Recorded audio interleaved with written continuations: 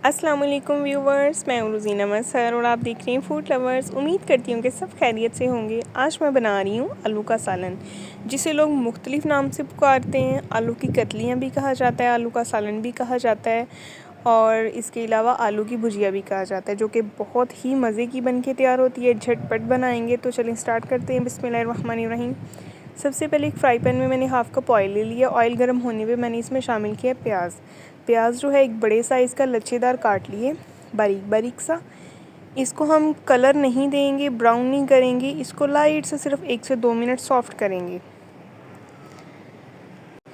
तो जैसे ही प्याज सॉफ्ट हो गया, इसमें मैंने शामिल कर दिए अदरक, लहसुन और हरी मिर्च का फ्रेश कूटा हुआ पेस्ट।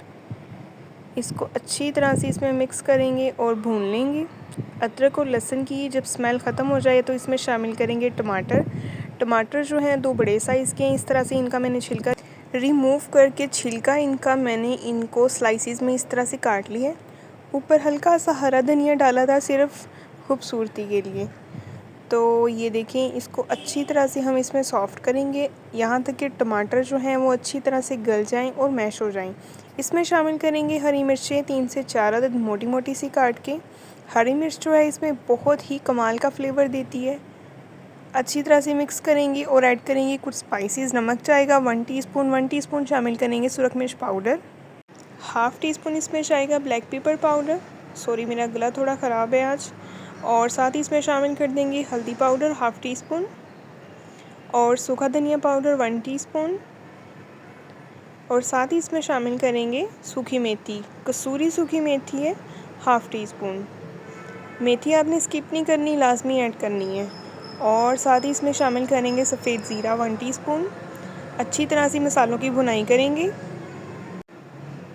और अच्छी तरह से आपने इसको भूनना है। ये देखिए ऑयल जो है सेपरेट होना स्टार्ट हो गया है। साथ ही अगर आप मेरे चैनल पे नए हैं तो सब्सक्राइब कर दें, लाइक कर दें, बेल आइकन प्रेस कर दें। तो ये देखिए इसी मसाला जो है जलना नहीं चाहिए, थोड़ा थोड़ा सा पानी ऐड करते जाएं और मसाले को भूनते जाएं अच्छी तरह से। और इस टाइम पे मैं इसमें शामिल करूँगी आलू। आलू जो है इस तरह से मैंने स्लाइसिस में काट लिए हैं, ना ज़्यादा मोटे काटे हैं और ना ज़्यादा बारीक। सारे के सारे आलू इसमें शामिल कर देंगे और इनको भी मिक्स करेंगे। फ्लेम जो है इस टाइम पे आपने हाई कर लेनी है और आलूओं को इस मसाले में भून लेना है अच्छी तरह से।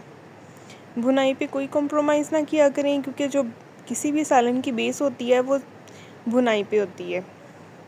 भुनाई जो है वो आपने बहुत अच्छी तरह से करनी है।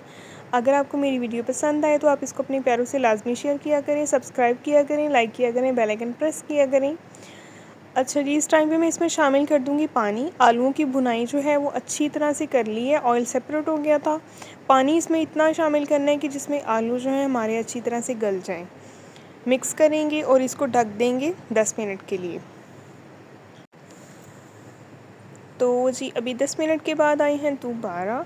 आलू जो हैं वो अच्छी तरह से रेडी हो गए हैं, गल गए हैं। इसमें मैं शामिल करूँगी ये जो होती है कलवंजी, कलवंजी के बीज।